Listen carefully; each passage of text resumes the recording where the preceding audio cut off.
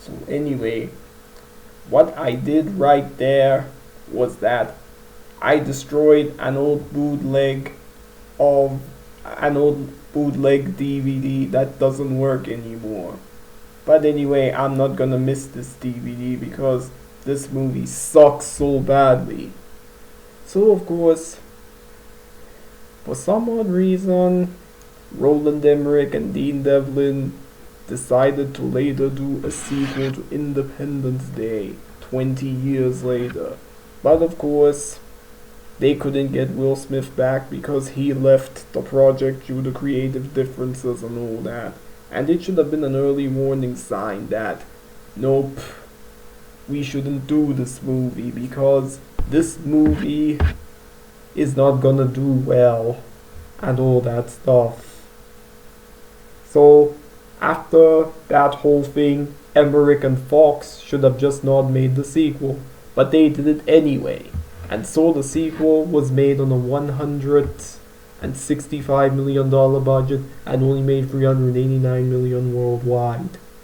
Thus, the movie was declared a box office disappointment, and no sequel was ever made, thank fucking God.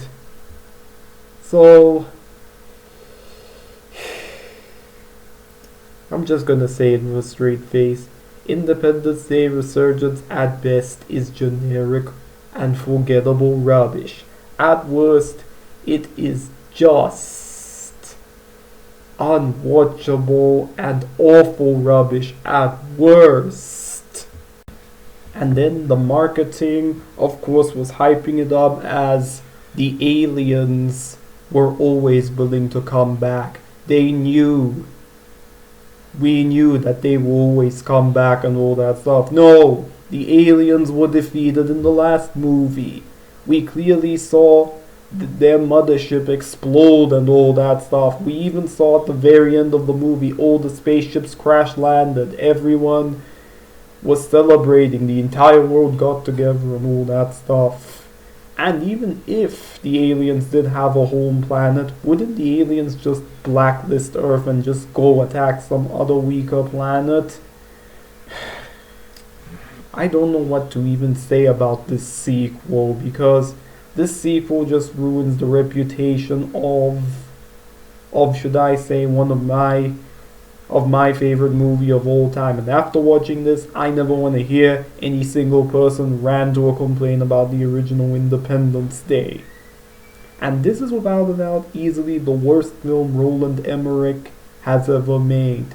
For many years he talked about doing a sequel to this movie, but that passion he has, it's just not even here anymore.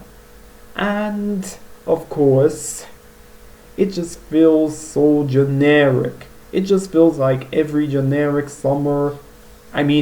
action movie you've seen a million times. And on top of that, let us talk about the characters in the movie. They bring back some of the old characters from the previous movie and do nothing with them. I really hated how they alien freed Will Smith's character because he couldn't come back to reprise his role. Stephen Hiller is now dead. What on earth were these filmmakers thinking when they came up with that whole idea of killing off a beloved character? And the new characters, I have nothing much to say about them because none of these new characters are interesting. The chemistry between them is non-existent. You could easily replace these douchebags with cardboard cutouts. I never gave a single crap about any one of them. And oh, remember the amazing city destruction scenes that were there in the original Independence Day? Well, in this, it has just been relegated to the aliens pick up cities and just drop them. Wow. How anticlimactic could they possibly be? I mean, root, uprooting cities and dumping them on other cities, that's the best you could come up with. And this movie is another example of bigger doesn't equal better. When is Hollywood gonna learn that?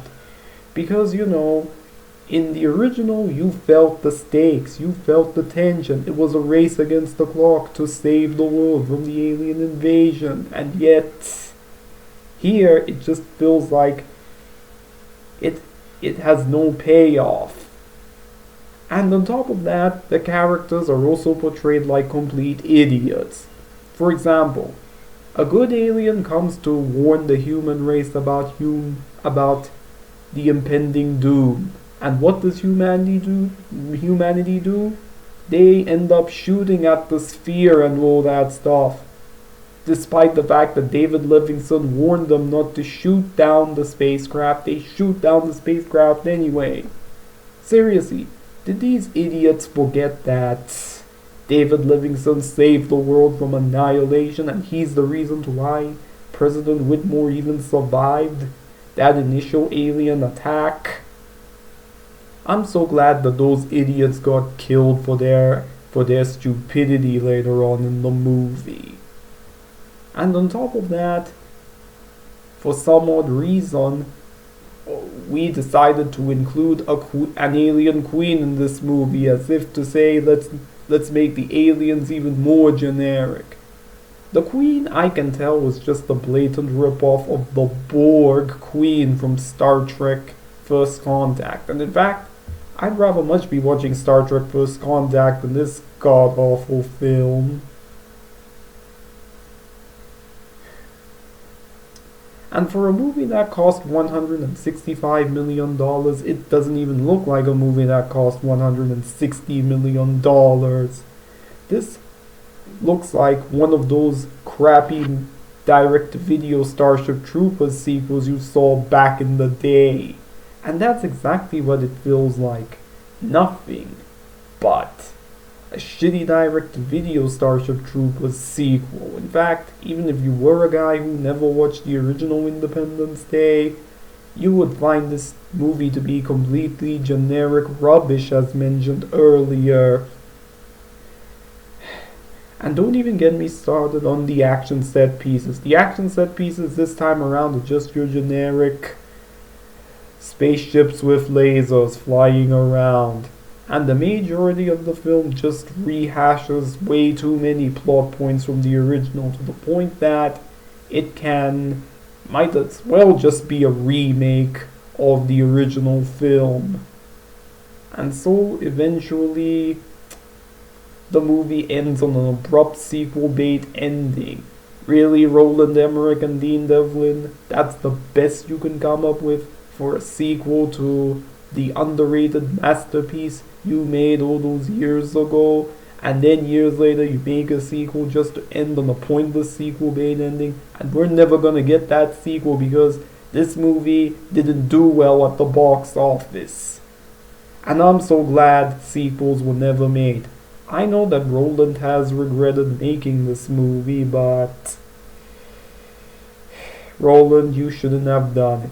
And this was your last chance to make a good movie.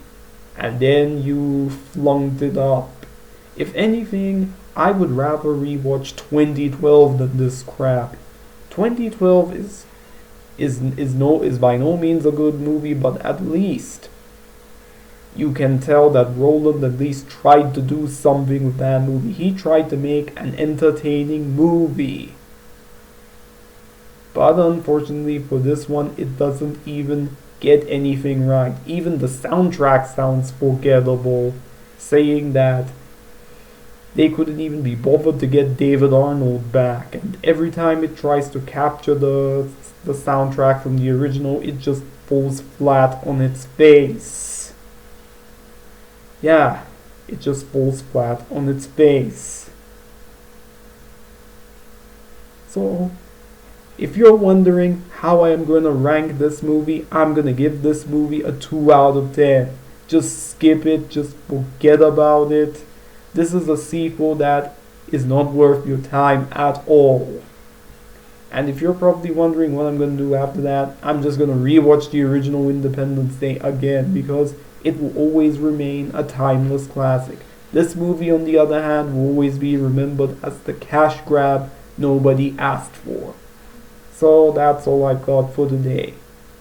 Shadow Leon 659 out. God, this movie's giving me a headache the more I talk about it.